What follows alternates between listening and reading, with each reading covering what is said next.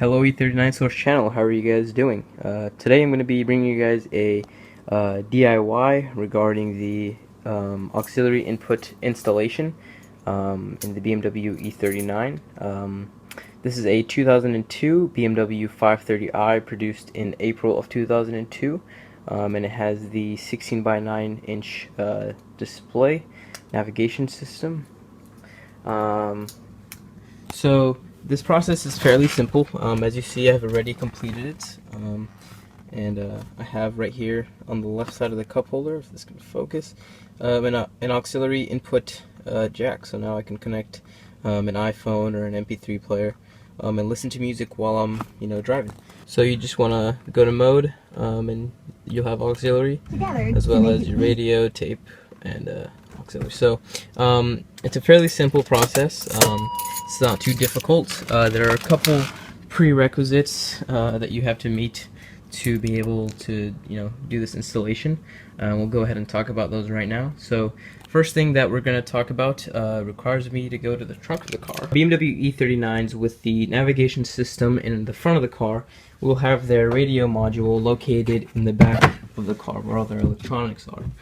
Now this is the radio module. It's a little silver box, and it's made by Becker Automotive Systems, and they, BMW used them for their radio systems up until around 2006. So this wasn't only used in the E39s. And this radio, they added more features to it over the years. They all look the same. What's going to be different about your radio compared to like a newer radio will be the features that it has. So the three main features that these radios were upgraded with over the years were support for auxiliary input. The second one is Sirius XM radio compatibility, so you can install a Sirius XM radio receiver. And the third one was MP3 text ID, so that was pretty much if you're listening to like a CD or like a tape or something, it'll tell you the name of the song and the artist. So that's not that big of a feature, but the two main ones were auxiliary input compatibility and Sirius XM radio compatibility. So the way you're going to be able to tell what features your radio has is by pulling it out and looking at the part number. You can't really see the part number without taking this bracket off, and the way you do that is there's 1, 2, 3, 4 screws that you have to take off, and then once you do that, this bracket comes off. Locate the part number, and in the description below there's a link, and in that link it's a list of all the part numbers for this radio, and it will tell you what whatever your part number is, what features it have. So some only have like auxiliary input, some have all three. Some have the MP3 and the Sirius XM radio and the auxiliary input as well. So go look at that, and if your radio is compatible with auxiliary input, then you can do this installation. Now if you don't, you're going to have to buy a radio with the part number that does support auxiliary input, so you can look on eBay for those. Websites like ECS Tuning and Bavarian Autosport, they only sell the newest part numbers, like the one here, and those run you about $500, so just keep that in mind if you're looking to upgrade. Now if you have the Indas CD player, I don't have too much information for you. I think I did see on e39source.com, their website, that they do have an article regarding the installation. I think Bobby did the write-up for that, so go check that out for more information. But I believe that if your radio, the production date on the radio behind your car is after September of 2002, then it is compatible.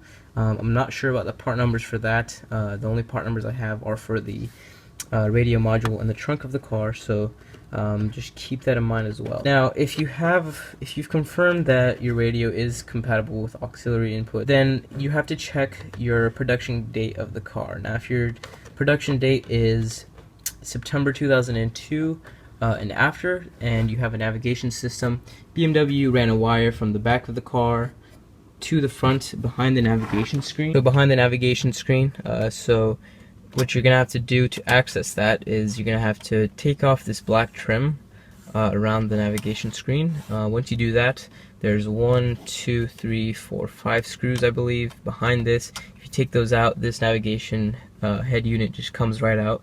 and it has two cables connected to it. Disconnect those, and you're gonna have to look for a cable that's kind of loose. I mean, there's nothing connected to it.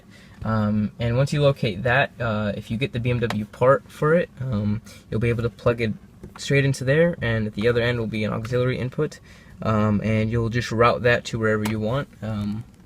I routed mine right here under the cup holder. Sorry about the light, but we'll talk about that later on in the video. So that's case number one. Case number two is your September 2002 and after with the in-dash CD player. Therefore, your radio should be compatible with auxiliary, and you'll have to buy the part number for that, and it's pretty much the same as the trunk unit connector. So if you have the radio unit in the trunk of the car, the wire to the front of the car will accept this kind of cable, and I'll leave a little note on which one is for which. And if you're plugging in straight to the radio unit behind the in-dash CD, then you'll use the other part number. So there's just two different connectors that you're going to be using. Now in my case, because this was produced before September of 2002, BMW did not pre-wire it for this. So what I actually had to do is, it doesn't matter which connector you buy, they're the same part. What you're gonna have to do is, there's three wires that run into the connector, and you're gonna have to take out the three pins from it, and you'll have just three cables, and those cables plug into the radio module. Now, as you see, it connects straight into it, and I'll put another link in the description with a diagram of the different pins that correspond with the different features. Like auxiliary input, the pins are for the C, I believe it's the C plug. You'll be able to see in the diagram the C plug, and it's pins 3, 4, and 10. And the brown cable is 10, the red cable is 3, and the blue cable is 4. So you have to remove those pins, plug it into there in the right ports, and then once you have that, you're pretty much done. The only thing that you have to do is run the cable to the front of the car, because if you're pre-September 2002, then they didn't pre-wire it for you. So I'm just going to give you a brief overview of how I did run a cable from the front, or from the back to the front. So as you see here, this is how long the cable would be. This is the other end of it. So this is the BMW part. It only comes up to here. So you want this to be to the front of the car. So you got to get an extension cable, plug the extension cable into it. Once you have that, I routed the wire behind this leather piece, and it comes out by just pulling it down. There's one clip that holds it in. And once you do that, I ran it behind it, so it comes out of here. I ran it under this trim piece, up to the left of the driver's seat. Comes out here, under this trim, under this beige trim, under this rubber piece, up into here, and it comes out here. Now the way I did it is, there's this black trim right here, and there's 3 screws that you have to remove. Once you remove those 3 screws, this trim will come down, and you could run the cable across it. And once you do that, it'll come out over here, and then I was able to route it up here and push it, under the trim, and then it's going to be sticking out from here. Now the way you get it inside is, you can remove this HVAC unit. It's fairly simple. You can do it 2 ways. If you already have your navigation screen out, you can just put your hand under there and push it out. Just be gentle, but it does come out. There's no screws holding it in. Once you have that out, so this whole unit will be out. There's 2 screws, one on the left and one on the right, for this bracket. And if you take those out, you'll be able to pull this bracket forward a little bit, run the cable behind that, tuck it under here, and once you do that, you'll have it behind there, which is what you want. And then you can route it to wherever you want to. You could route it to the glove box and have a device there, or you could route it here, which is what I did, as you can see. So you just drill 3 holes on the left side of the cup holder and install it in there, and you'd pretty much be done. And that's how you would do it if you have an E39 that's produced before September of 2002 with a navigation system. You're going to have to route that wire up to the front, and mount it wherever you would like. Now, if your car is produced before September 2002 with the in-dash CD player, then you're just going to have to worry about the radio and whether or not it can support auxiliary. And if it does, you're just going to have to buy that part from BMW, plug it into the radio module, and route it to wherever you would like. Now, that's the process, guys. Now, if there's any questions that you guys have, if there's anything I missed, feel free to ask them in the comment section below. I'll be more than happy to answer them. But other than that, that's it from me, guys. I hope you guys enjoyed the video, and I'll catch you guys later.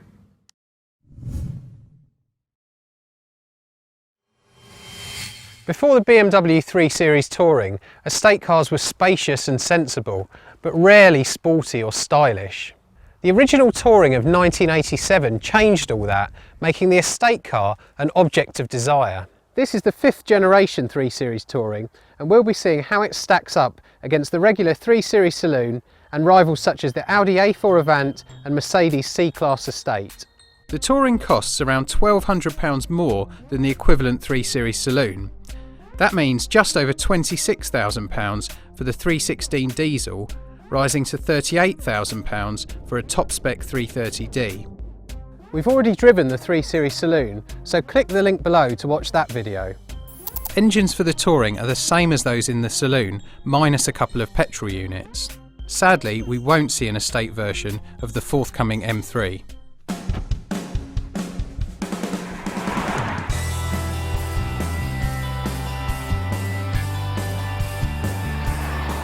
The 320 diesel is the most sensible engine option in the range and the one that most buyers will go for, but the car we're driving today is the more powerful 330D.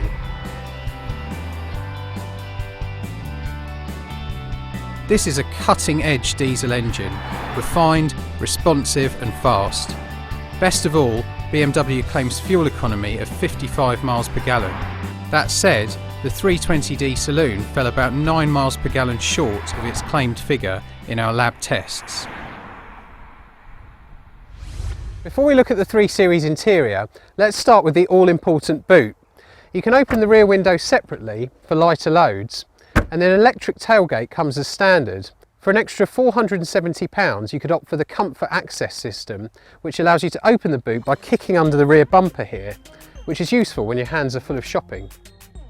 Claimed boot space is up 35 litres, making a total of 495 or 1500 litres with the rear seats folded flat. That's similar to the A4 Avant and C-Class, although still at least 300 litres less than you get in the Skoda Superb estate. There's also more legroom in the back than before, and enough space for 3 adults across the rear bench. The Touring's still a stylish estate, but that no longer comes at the expense of practicality. A 6-speed manual gearbox comes as standard, but the car we're driving now is fitted with the excellent 8-speed automatic. It's not cheap at £1,500, but it's worth the extra expense if you do a lot of driving in town. The rest of the controls are easy to use. We love the clarity of these simple white on black dials, and this optional sat-nav screen is almost as wide as my TV at home. The quality of the plastics is a little disappointing though. BMW still has something to learn from Audi there. There are 6 trim levels from ES to M Sport. Worthwhile options include xenon headlights, a DAB radio and a lane departure warning system. But we wouldn't bother with the stiffer M Sport suspension or variable sport steering. We don't have reliability data for the 3 Series Touring yet because it's still too new, but BMW's brand reliability in the 2012 Which Car survey was average, and its customer satisfaction score was a respectable 82%. The Touring has a lot going for it.